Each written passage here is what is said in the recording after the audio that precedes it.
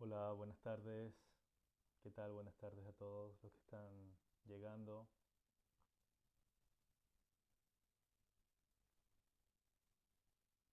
Tenemos uno por acá. A ver, hola, hola, buenas tardes.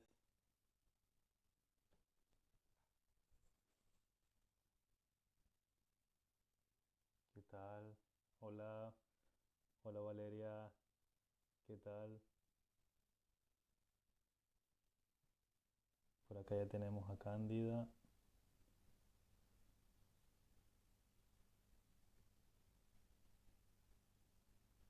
Hola.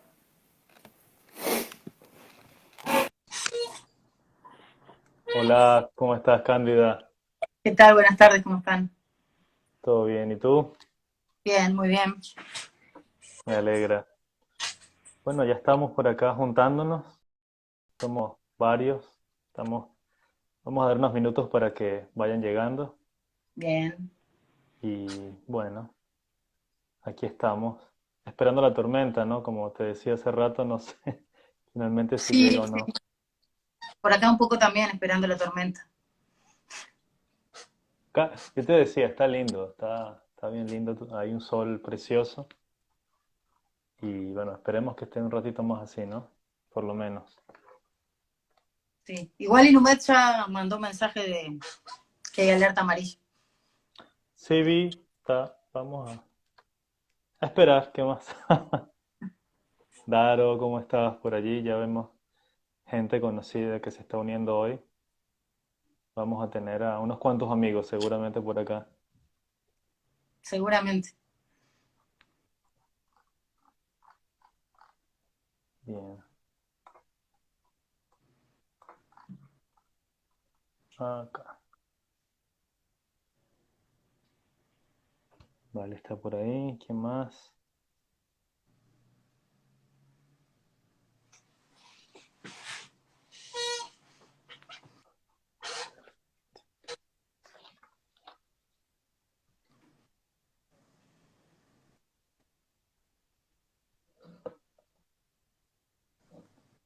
¿Y cómo ha estado todo por el territorio? Porque nosotros hace rato que no compartimos esas instancias entre todos. Bien, bien. Desarrollando las actividades en este contexto, reinventando todo, como desde todos los roles, digamos, también como mentores, pero acompañando a los centros, pensando, observando, viendo qué es lo que está sucediendo y tratando de aportar lo que el acompañamiento les puede brindar. Sí, eso ha sido, de hecho, estamos, me parece como en ese momento de ya después de acomodarnos con esto de sí, replantearnos, ¿no? Reinventarnos un poco los roles.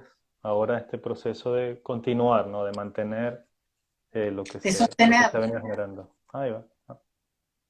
Sí, hubo una primera semana, como nos habrá pasado a todos, de urgencia, digamos, de acceso a las plataformas, de acompañarlos, sobre todo en cuestiones más operativas, pero ya después de Semana de Turismo, las cuestiones se volvieron un poco más densas en el sentido de ponerles un poco más de los del acercamiento a la red o al contexto, digamos, en el que estamos, más allá de las cuestiones operativas, digamos.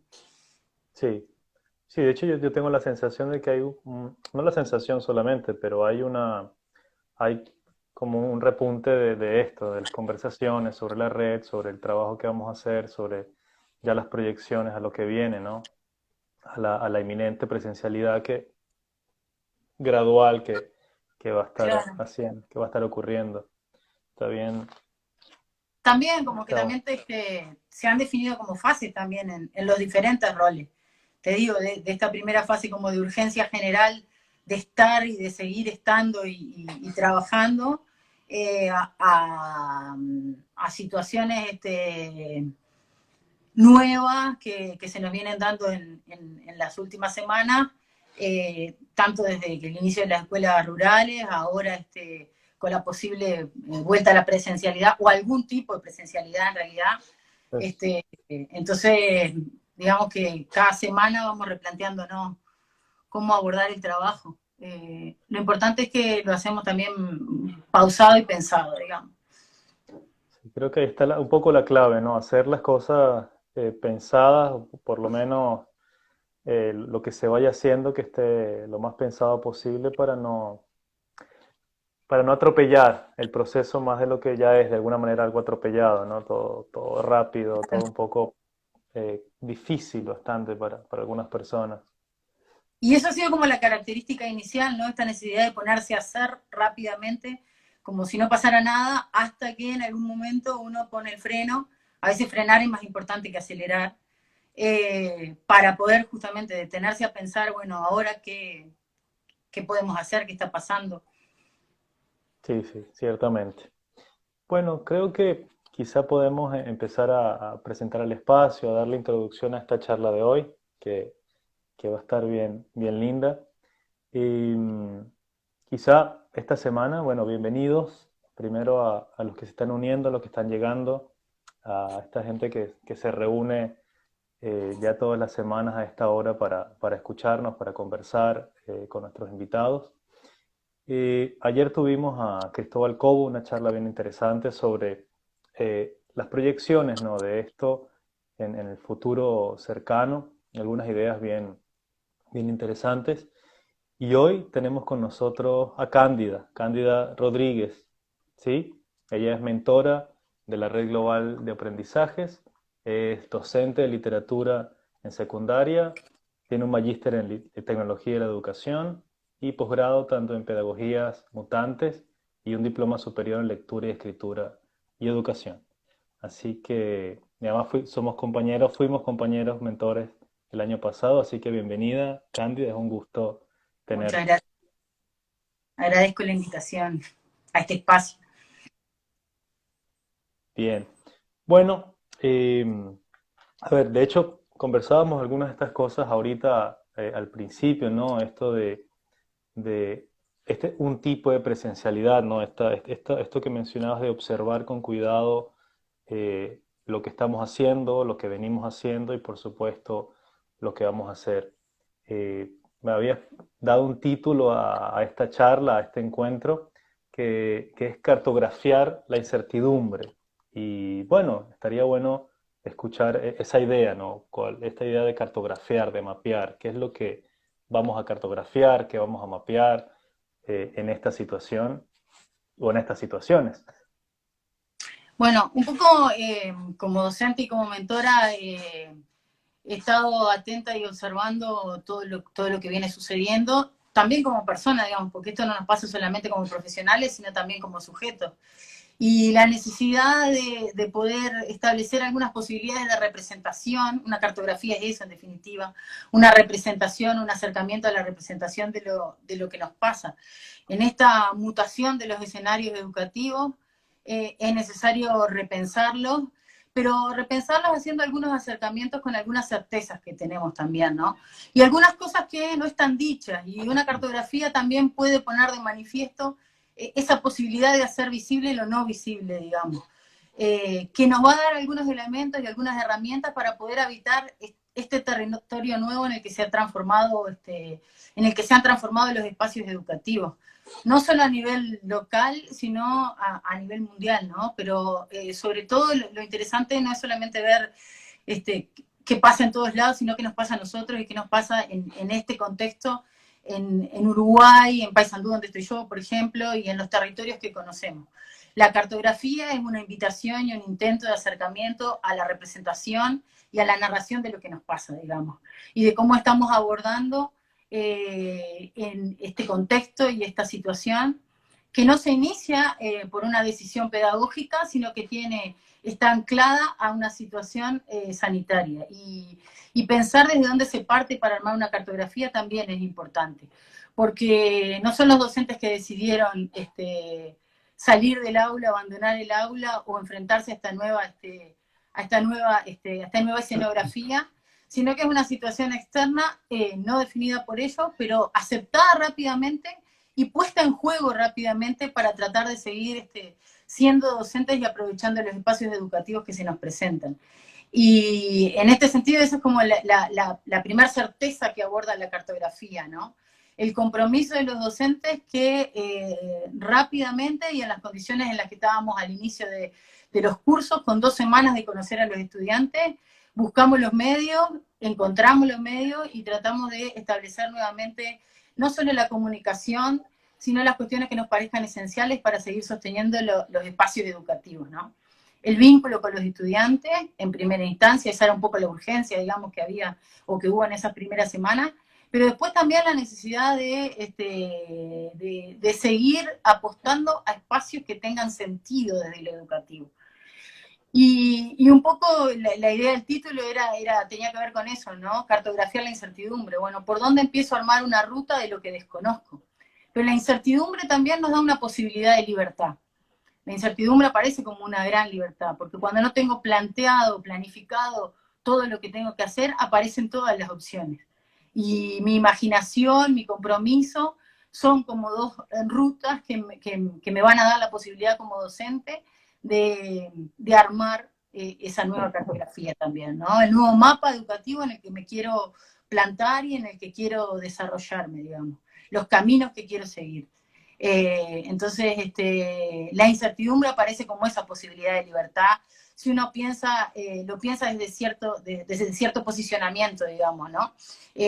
Primero puede aparecer la angustia de no saber qué hacer, pero si puedo, digamos, ubicarme en un lugar, y una cartografía también es eso, ¿no? La posibilidad de reubicarme en un lugar, puedo abrazar, digamos, la incertidumbre como posibilidad de libertad también. Entonces, eso, poder pasar, digamos, de la fase inicial y de la urgencia inicial de seguir haciendo lo que hacíamos a apostar a nuestra propia libertad como docente, con el compromiso que todos tenemos, es como el puerto, digamos, de donde se inicia esa cartografía. Sí, está. Además que para mí esta idea también de cartografiar es como explorar, ¿no? Explorar estos espacios, estos lugares nuevos, ¿no? Que de alguna manera sigue siendo o es el rol del docente. De una forma es un explorador, es una persona que está indagando, está buscando, está creando caminos, de alguna manera. Y esto que mencionas me parece bien interesante de representarse, como de alguna manera esta situación nos pone en un momento de ubicarnos, ver hacia dónde ir. Es un poco opaco, ¿no? Eso como dicen, ¿no? La incertidumbre es eso que está como opaco, vamos a transitar por allí. Y en ese sentido, también pienso, hablábamos de esto de, bueno, nos pensamos como docentes. Mencionabas esto de seguir siendo docentes y ha sido un desafío, está siendo un desafío repensarnos o representarnos como docentes. Pero hay otro actor importantísimo que es el estudiante. En ese sentido, en esta cartografía, ¿cómo imaginas, cómo piensas a ese estudiante o qué ideas tienes para pensarlo? Que está bueno eso que mencionás, porque a veces los docentes tendemos a ocupar un lugar de protagonismo que hace que se nos pierda un poco la idea del estudiante. Nosotros de la red siempre apostamos a la centralidad del estudiante, pero para apostar a la centralidad del estudiante hay que saber quién es, digamos, y hay que poder imaginarlo. En ese sentido, la posibilidad que tenemos hoy no es una posibilidad, es una necesidad de conocer al estudiante. Nosotros teníamos hasta hace 2 meses atrás al estudiante como una seguridad. Entrabas al salón y ahí estaban los 25 a los 30 alumnos, pero hoy no están. Hoy lo que tenés es una lista de nombres en la plataforma, en el mejor de los casos, o una serie de teléfonos de WhatsApp, y del otro lado hay una persona que te tenés que imaginar, porque si no te la podés imaginar no podés crear un vínculo y no podés llegar a él. Y hay estudiantes con una diversidad de situaciones. Esta pandemia y esta situación dentro de la educación nos ha resultado como un espejo de las situaciones en las que habitualmente damos clases, ¿no? Las situaciones sobre todo de desigualdad en las que habitualmente damos clases. Y ahí tenemos a los estudiantes. A mí me gusta establecer como algunas categorías para pensar, sobre todo para ordenar, y un poco por ahí va la cartografía de la incertidumbre, ¿no? Exacto. Hay algunas ideas que hay que ordenar para no estar a la deriva y para poder encontrar un camino a seguir. Y ahí tenemos a los estudiantes. ¿Qué estudiantes tenemos? Tenemos a los estudiantes que están desconectados, y se ha hablado mucho de ellos, sobre todo de las situaciones que los llevan a estar desconectados. Situaciones que muchas veces los docentes no podemos resolver porque son situaciones que tienen que ver con lo socioeconómico. Pero también tenemos a los estudiantes que están conectados, pero de manera intermitente. Los estudiantes que de repente entran en la plataforma y se van de la plataforma, que no pueden sostener una permanencia en un espacio que les es ajeno. Y después tenés un pequeño grupo, un grupo menor, digamos, probablemente porcentaje de estudiantes que están conectados y están siguiendo los cursos. Eso es como, de alguna manera, también es una mirada y una posible clasificación de los estudiantes que tenemos que aprender a utilizar para poder diseñar los cursos y las clases. No podemos perder de vista nunca ninguna de estas tres dimensiones posibles de estudiantes. Por supuesto que un docente me puede decir, pero yo siempre tengo en cuenta la diversidad y siempre tengo en cuenta que los estudiantes son diferentes. Sí, pero mucho se habla del concepto de normalidad, por ejemplo, y del concepto de normalidad en la educación. Y la normalidad deja fuera a mucha gente. Es un gran excluyente de todo lo que no encaja en esa normalidad. Entonces tenemos que repensar también la educación y las clases y los estudiantes, desde el lugar más de la disidencia que de la normalidad. Y de las posibilidades de plantearnos y diseñar escenarios posibles para esos estudiantes. Escenarios educativos posibles para esos estudiantes. Para los que están desconectados, para los que se conectan pero no pueden hacer las tareas, o no encuentran la manera de hacerlo, y estudiantes que están conectados y están no solamente aprovechando el curso, y esto me parece que es como algo que podemos plantear en esa cartografía. Los estudiantes que están conectados y que se conectan a las clases de Zoom o de Conference son estudiantes que aprenden más del curso de lo que hubieran aprendido presencialmente incluso, porque son muy personalizadas las clases. Entonces vos tenés un número chico de estudiantes a los que les podés decir mucho y a los que podés involucrar de una manera muy potente, digamos. Entonces hay que pensar esos escenarios posibles de aprendizaje, sobre todo en este proceso que estamos de vuelta a la presencialidad, cómo vamos a equilibrar esas brechas entre los tres caminos que los estudiantes pudieron seguir. ¿Qué protagonismo le vamos a dar a esos estudiantes que estuvieron aprendiendo, no solo estuvieron aprendiendo, sino estuvieron de manera mucho más personalizada las clases? ¿Y cómo los vamos a poner en juego con los otros estudiantes? ¿Qué posibilidades de alianza hay entre los propios estudiantes para que ellos dinamicen sus procesos de aprendizaje? ¿Cómo en una posible vuelta a la presencialidad pueden ser esos estudiantes que hayan seguido el curso los que protagonicen las experiencias de aprendizaje en conjunto con los otros estudiantes y no la voz del docente, digamos, que centralice lo que sucede en el aula, ¿no? Sí, ahí Esos que son disculpa. algunos de los... Sí.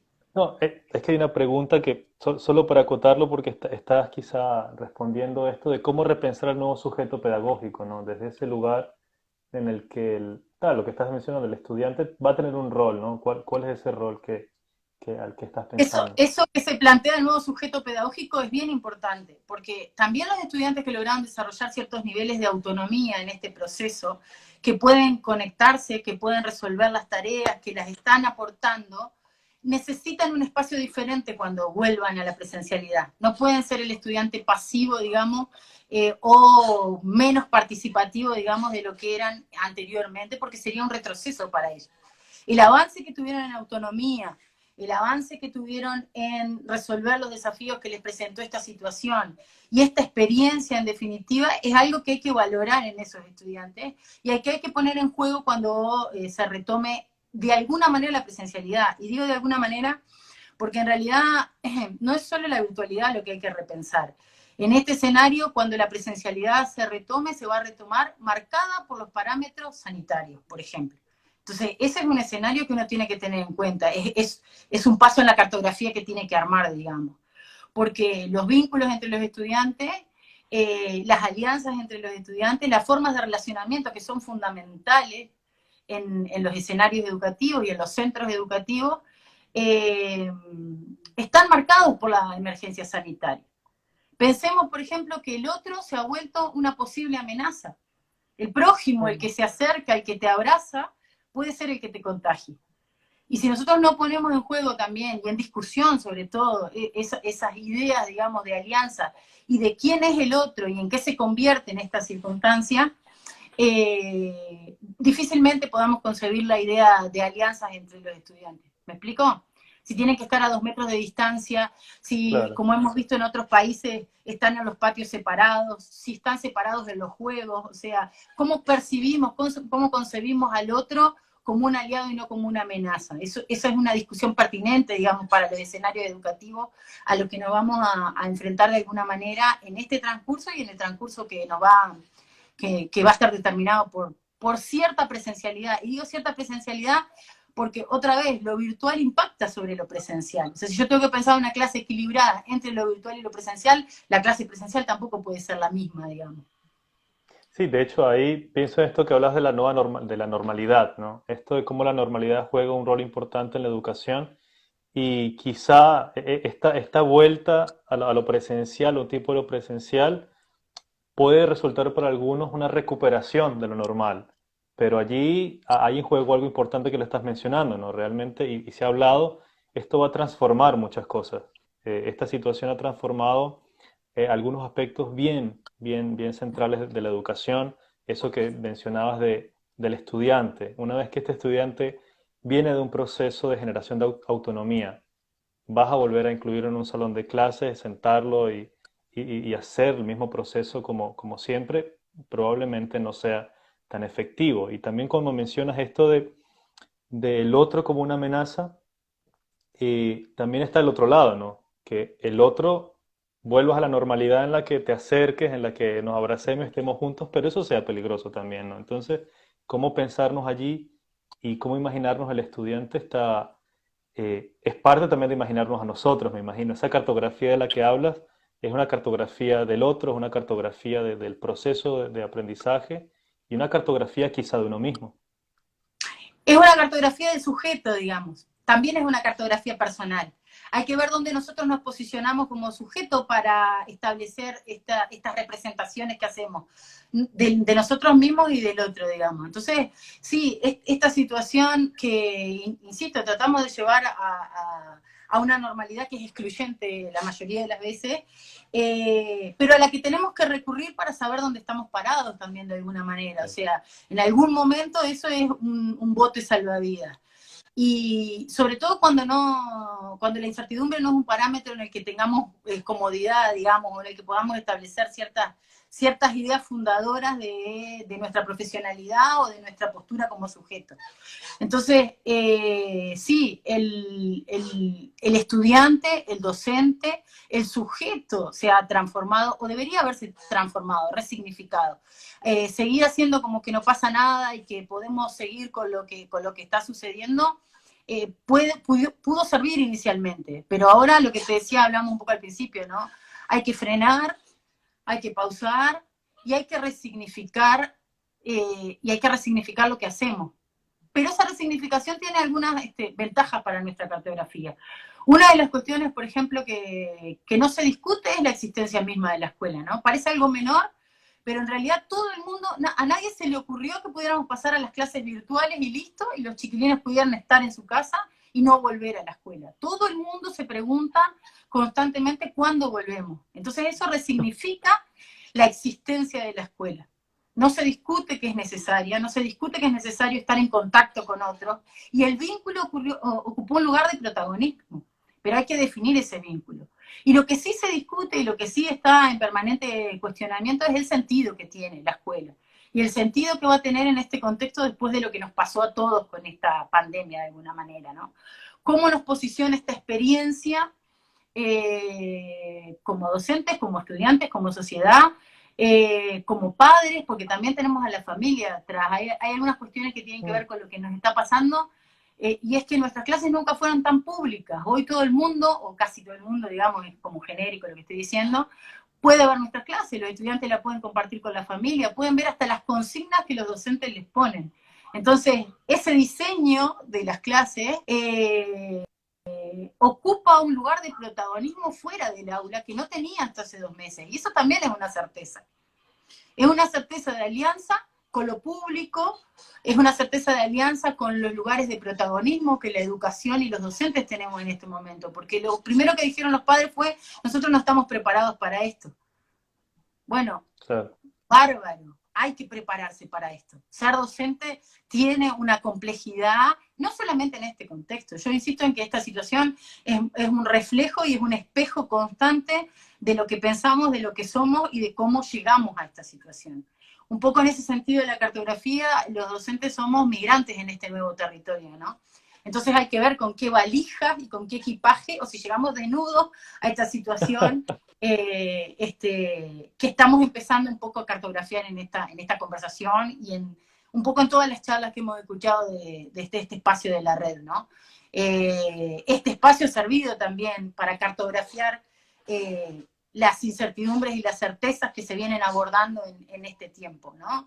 Cada uno de los expertos que habló y cada una de las personas que trabajan en el territorio que también participaron, aportaron su ruta o sus certezas en este proceso de reconstrucción de un territorio que es importante resignificar, que es el territorio de la escuela, que es el territorio de lo educativo, que es el territorio de qué es lo que es esencial aprender, y qué es lo que ha sido más importante, no solo para nosotros o no para nosotros como docentes, sino para nuestros estudiantes.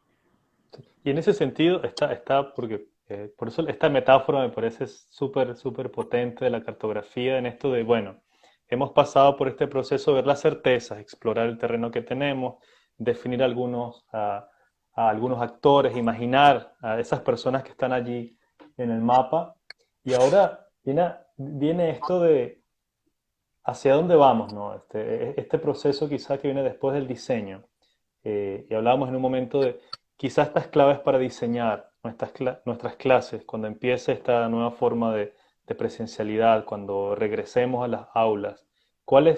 ¿Qué claves tienes o qué podríamos pensar en este sentido de la cartografía para diseñar ahora esos nuevos espacios que también van a ser nuevos? Algunas cuestiones tienen que ver con el uso de ciertas ideas que están como muy instaladas también dentro de nuestra labor, ¿no? Este término de diseñar, por ejemplo, es clave. Poder pasar de la idea de planificar, que quedó desarmado a principio de año, a la idea de diseñar los escenarios de aprendizaje, los ambientes de aprendizaje, es algo que tenemos, digamos, que instalar en nuestro imaginario. Y después otra cuestión que es sustancial, ayer hablaba un poco Cristóbal Cobos también, que es el tema de la innovación, pero no la innovación como necesidad, sino la innovación como deseo, que no es lo mismo, digamos, no es lo mismo pensar la innovación o sentir la innovación como deseo del docente que tenerla como necesidad. Entonces, establecer la innovación con todo lo que eso conlleva, ¿no? Como término, digamos, como deseo del docente es como fundamental, digamos, para poder imaginar y crear estos escenarios que se van a dar en los próximos tiempos. Sobre todo para abordar las cuestiones que tienen que ver con el acercamiento de las brechas que se están generando y que decíamos antes, con las cuestiones que tienen que ver con los derechos de nuestros estudiantes, también el acceso del aprendizaje. Uno no tiene que cambiar porque el mundo se dio vuelta solamente, porque no es suficiente, aunque pueda parecer muy importante. Si no tiene el deseo, un poco Tonucci hablaba también de eso, la innovación no es sostenible, digamos. Entonces, por más que hayamos pasado en la utilización de CREA de 15.000 estudiantes, de 15.000, perdón, usuarios antes de esto a más de 600.000 hoy, no va a ser sostenible si solo por necesidad. Si no prende el deseo en el docente de hacer ciertas transformaciones. Y el deseo está anclado en las posibilidades de imaginarse, las posibilidades de libertad, las posibilidades de creatividad y las posibilidades que quiere brindarle a sus estudiantes, ¿no? Sí, entonces, ahí en sí. No, continúa. No, eso, básicamente.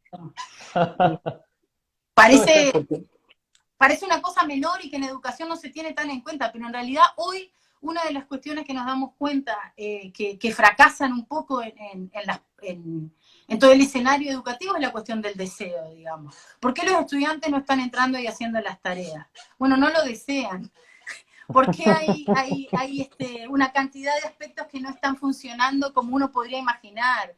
teniendo en cuenta el acceso tecnológico que hay, ¿no? Es cierto, hay un 20% de estudiantes que nunca se conectaron en CREA y que probablemente esto tenga que ver con su realidad socioeconómica. Yo planteaba un poco, conversando con vos la otra vez, que las brechas son como de 3 tipos. Hay una brecha que es de acceso, que tiene que ver con los dispositivos y la conectividad.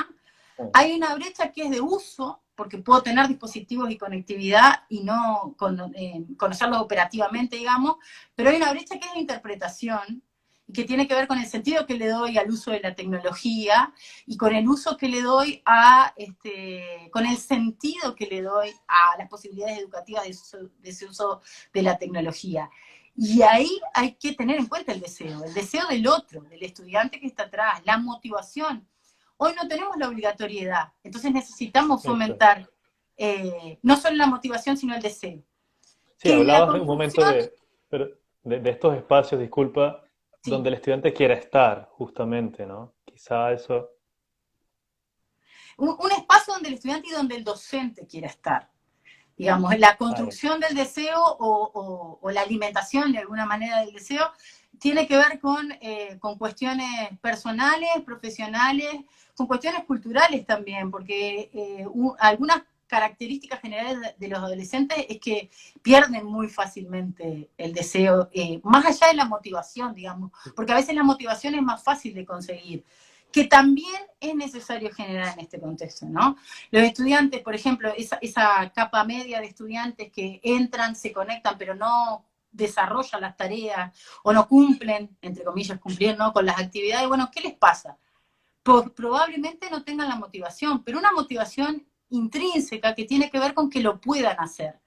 Esas tareas que uno diseña en un espacio tan ajeno como puede ser la virtualidad, para los estudiantes hasta el momento y para los docentes, tienen que estar pensadas para poder ser realizadas. Si yo les pongo a los estudiantes tareas que son imposibles, van a entrar y no las van a hacer. Y cuando digo imposible, otra vez, juego al ejercicio de la imaginación, ¿no? ¿Qué es imposible para el otro? claro. Y la claridad con la que tiene que estar planteada esa actividad, ¿no? Después, el estudiante tiene que ser bueno.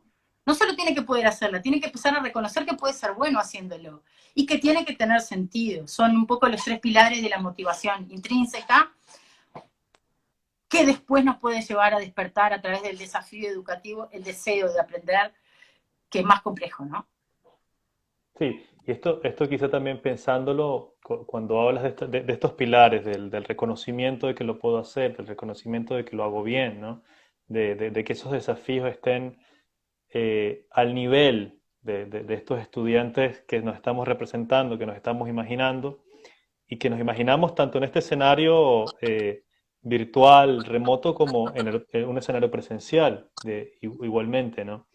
Y quizá pensar entonces en estas motivaciones a partir de las competencias. ¿Te parece que allí hay, en el trabajo por competencias, en definir objetivos de aprendizaje por competencias, un lugar donde anclarse, donde ayudarse para fomentar la motivación, para fomentar ese lugar donde el estudiante quiera estar, para darle sentido, como lo mencionas? Fíjate que en este contexto incluso una de las cosas que más podemos reconocer como adultos y como sujetos es que lo que nos vuelve complejo resolver las situaciones es el desarrollo de nuestras propias competencias, ¿no? Si uno piensa, por ejemplo, las competencias que abordamos desde la red, en carácter, en comunicación, en ciudadanía, en colaboración, el desarrollo de esas competencias es lo que nos posiciona para poder resolver situaciones como la que nos enfrentamos. Y en ese sentido, las competencias son una promesa de desempeño que uno tiene que observar en la puesta en práctica de las actividades de aprendizaje que plantea. Mariana Mayo hablaba de que tiene que ser un currículum minimalista. Yo te diría que tiene que ser un currículum esencialista, que realmente tenemos que pensar qué es lo esencial para que aprendan nuestros estudiantes. ¿Y dónde está anclado lo esencial? En ese sentido, las competencias son el concepto o el espacio que implica la sinergia entre conocimientos, habilidades, aptitudes, valores e identidad. Entonces, poder poner actividades que pongan en juego esa sinergia y hagan que nuestros estudiantes puedan desarrollar desempeños competentes frente a las situaciones diversas y frente a la incertidumbre, es lo que le da más sentido, digamos, a las prácticas, no solamente en este contexto. Nosotros desde la red tenemos ese posicionamiento siempre. Son las competencias las que nos dan certezas en la incertidumbre, digamos. Es la posibilidad de desarrollarlas. Entonces, para un mundo que siempre es incierto, y para una vida que siempre es incierta, pero hoy en cuestiones clave, porque uno nunca le había pasado que le dijeran que no iba a tener que ir a trabajar todos los días y que se iba a suspender todo y que se iba a tener que quedar encerrado en la casa circunstancialmente, digamos. Y a los chiquilines nunca se imaginaron que a las 2 semanas de marzo no iban a ir al liceo o no iban a ir a la escuela. Empieza el año, vas a la escuela, o sea, es una certeza. Sin embargo, hasta esa certeza, que es muy cercana, hoy está en discusión o en juego. Entonces, es fundamental tener un andamiaje, tener una forma de articulación de las características personales que tenemos que abordar en el sentido educativo, porque eso es lo que le da sentido también a la educación en este contexto. Yo te decía hoy que la escuela no se discute, pero su sentido sí está puesto en juego. Bueno, una escuela que nos enseñe a a entender, por ejemplo, por qué se engripa o se enferma alguien en China y se suspenden las clases 3 meses después en Uruguay, y que nos enseñe cómo enfrentar esa situación, es una escuela que pone en juego las competencias. ¿Se entiende? Y las competencias, como dice Perrenú, ya te digo, como esa sinergia entre contenidos, habilidades y valores, digamos. Hay una discusión perversa entre contenidos y competencias, cuando en realidad el concepto y la idea de competencias lo que hace es mostrarnos cómo se ponen en juego diferentes dimensiones, todas del ser humano y todas del estudiante. Sí, y que ese mismo planteamiento, es decir, ese mismo objetivo, como tú dices, de plantearnos, de desarrollar competencias, a su vez es un ejercicio de repensar la escuela, de repensar qué hacemos en la escuela, cuáles son los elementos, cuáles son los procesos que se nuclean allí y que se van a desarrollar a partir de los docentes, de la interacción con los estudiantes, etc. Creo que aquí hay cosas bien interesantes desde este reconocimiento del espacio, el reconocimiento de sí mismo, estas claves para diseñar a partir no solamente de ese reconocimiento, sino de las consecuencias que eso va a traer, ¿no? Y estos objetivos que nos planteamos de repensar la educación, de repensar la escuela, nuestros objetivos, esta idea que traes al final que es básicamente prepararnos para la vida, ¿no? Que es algo que me parece que hace mucho tiempo está en educación, tiene más de 40, 50 años esta idea, pero que quizá hoy tenemos algunas herramientas bastante concretas, bastante técnicas para decir, bueno, si diseño, y esto quizá es capital para nosotros ahora, si puedo diseñar actividades, si puedo diseñar mi aula de clase, mi escuela, con estas características, puedo estar justamente convirtiéndolo en una experiencia, ¿no? Que creo que a eso apuntabas, ¿no? Experimentar la vida y experimentar la vida desde un espacio pedagógico. Ahí hay algunas claves en lo que planteas, ¿no? El aprendizaje por competencia se plantea como un aprendizaje para la vida. Pero eso es una frase, digamos, ¿para qué vida? O sea, cuando uno piensa en eso, tiene que diseñar también y tiene que repensar qué es lo que está planteando en esa frase, ¿no? Y la vida hoy fue esto, por ejemplo, que separaran el espacio educativo tradicional, pero que aparecieran otros espacios, como la casa, por ejemplo. Y seguramente Melina Furman mañana va a hablar de todos los espacios en la casa que puede implicar la posibilidad de aprendizaje. Pero ver eso como una oportunidad tiene que ver con el desarrollo de una competencia como carácter, por ejemplo. ¿Se entiende? No quedarse en se me terminó el mundo y no sé qué puedo hacer. Esas posibilidades de seguir siendo uno mismo y de replantearse frente a la incertidumbre tiene que ver con el desarrollo de competencias. Cuestiones básicas como la comunicación, a ver, y otra vez, situaciones que hacen que las personas puedan tener acciones competentes, o que los estudiantes puedan tener acciones competentes, porque no son las personas las competentes, sino las acciones que desarrollan. Entonces, por eso es necesario poner en juego en la escuela experiencias. La información no es experiencia. La experiencia es lo que nos pasa y es lo que nos queda de lo que nos pasa. Entonces, en estos meses también nos han pasado diversas situaciones que va a ser prioritario recuperar a lo largo de este tiempo, pero también cuando vuelva a la presencialidad.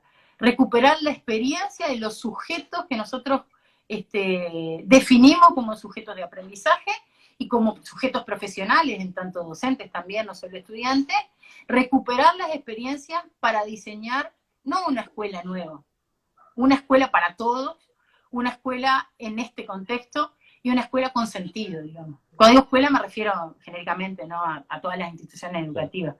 Está muy en juego y muy en discusión el sentido hoy, para todos, digamos. Desde lo que funciona mejor hasta lo que se ha caído, digamos, de alguna manera en las primeras semanas, ¿no? Se ha hablado, insisto, muchísimo del vínculo como un protagonista de los procesos educativos. Y eso no se perdió en la virtualidad. Eso se pierde si no se construye también en la presencialidad. El vínculo no se da por naturaleza, digamos, o mágicamente en las aulas. Tiene que haber una intención de generar ese vínculo. Entendido como el relacionamiento emocional entre los participantes de los procesos de aprendizaje, ¿no? Si yo solamente estoy pensando en dar mis clases de literatura y en enseñar el narrador y los géneros literarios, eso requiere un diseño. Si yo estoy pensando en cómo afecta la competencia de comunicación o cómo afecta la competencia de ciudadanía, el diseño que voy a hacer trabajando con el narrador y con los géneros literarios va a ser totalmente diferente. Pero otra vez, si yo quiero desarrollar el vínculo, tengo que diseñarlo. Tiene que estar en mis metas, es algo que tengo que pensar. Si no, me parece que pasa, pero en realidad no pasa. Entonces, también en estas primeras semanas, el desafío de crear un vínculo pedagógico que a veces ni siquiera está pensado originalmente. Porque es una postura pedagógica diseñar, crear, sostener el vínculo con los estudiantes. Sí. ¿Qué vínculo puede haber con estudiantes que no deciden nada, por ejemplo? O sea, el vínculo implica cierto equilibrio en el relacionamiento. Entonces, ¿cuál es la incidencia de los estudiantes sobre sus procesos de aprendizaje, sobre sus procesos de evaluación, sobre la definición de qué es lo importante aprender?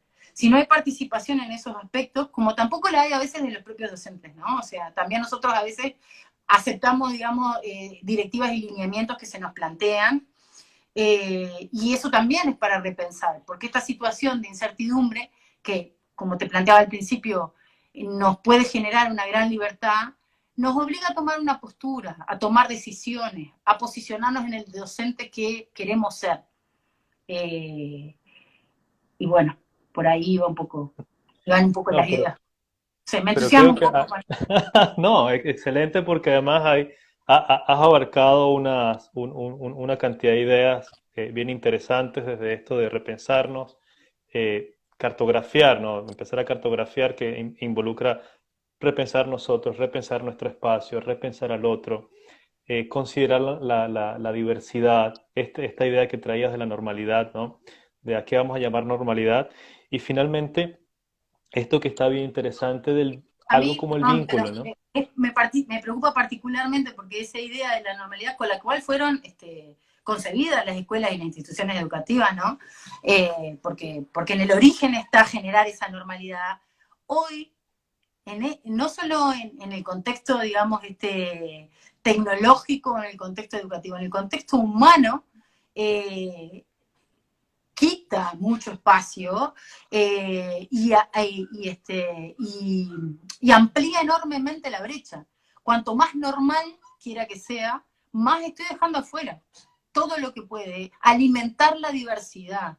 Otra vez, usamos mucho en los discursos los términos diversidad, innovación, aprender para la vida, y estamos todos de acuerdo, pero después cuando vas a las prácticas educativas y cuando vas a las instituciones, encontrás que todos los alumnos están sentados en fila, mirándose, mirándole en la nuca al compañero, que el timbre toca siempre a la misma hora y si el timbre no toca nadie se para, pero y que hay una normalidad que atenta contra la creatividad y las posibilidades de crecimiento personal, digamos, porque si tengo que ser igual a todos, y la normalidad implica cuestiones que achatan, digamos, de alguna manera las posibilidades de crecimiento de todos.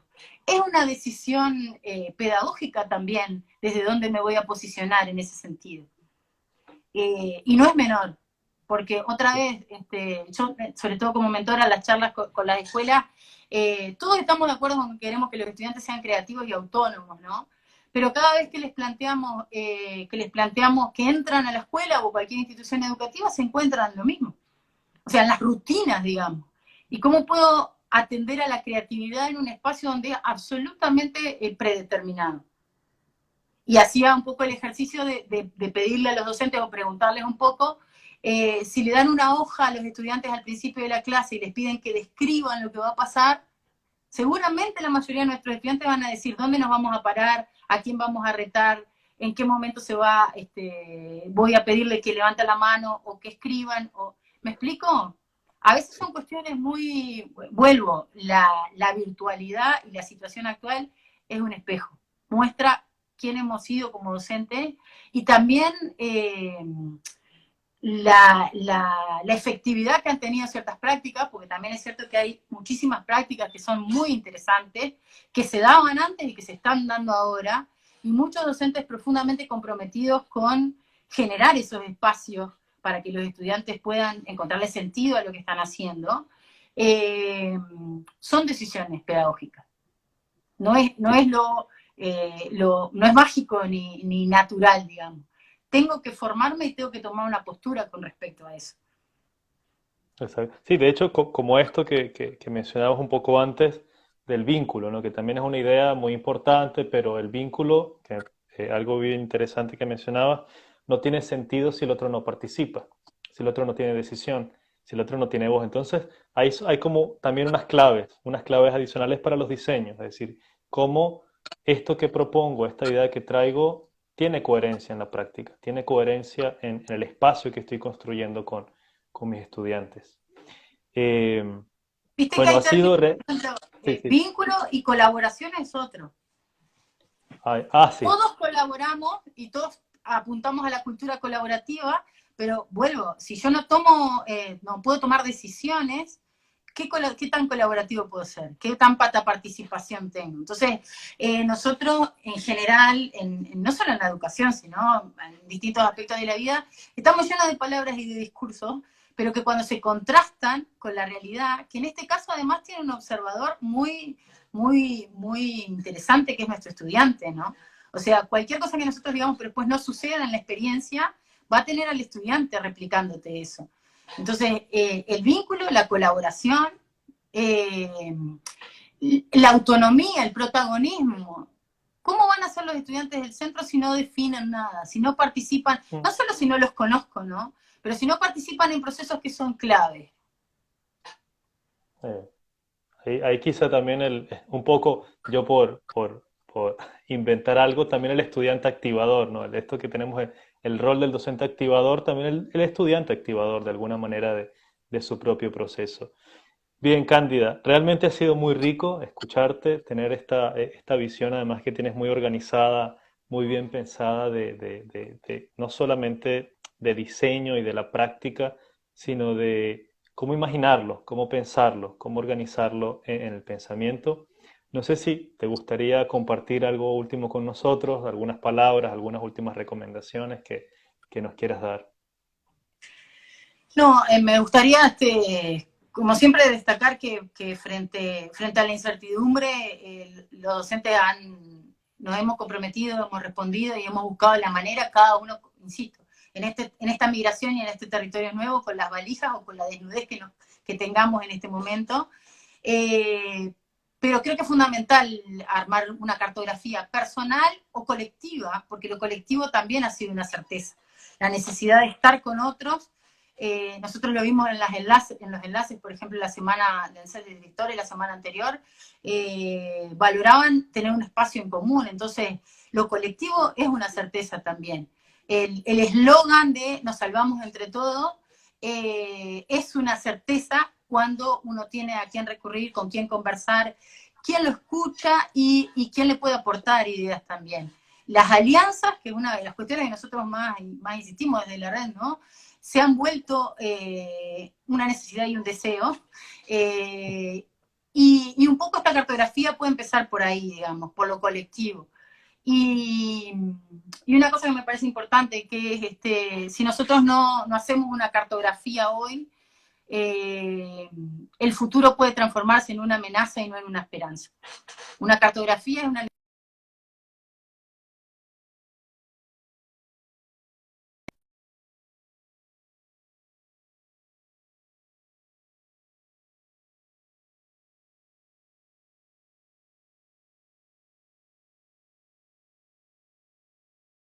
Bien. Otra vez, muchas gracias, Cándida. Muchas gracias a los que nos acompañaron hoy en esta conversación tan rica con alguien, además de la casa, del equipo de territorio. Y nada, espero que haya sido productivo para todos. A mí ha sido genial, yo llevo todo el rato tomando unas notas acá interesantes. Después veo cómo lo voy a llevar, pero está muy bueno. Los esperamos mañana a las 15 horas, otra vez en este espacio. Y si quieren volver a visitar esta conversa con Cándida o quieren compartirla, va a estar en nuestro canal de YouTube y también en IGTV. ¿Vale? Bueno, muchas Entonces, gracias a un todos, nos abrazo vemos, enorme, hasta Cándida. Nos luego. vemos, que esté muy bien. Chao.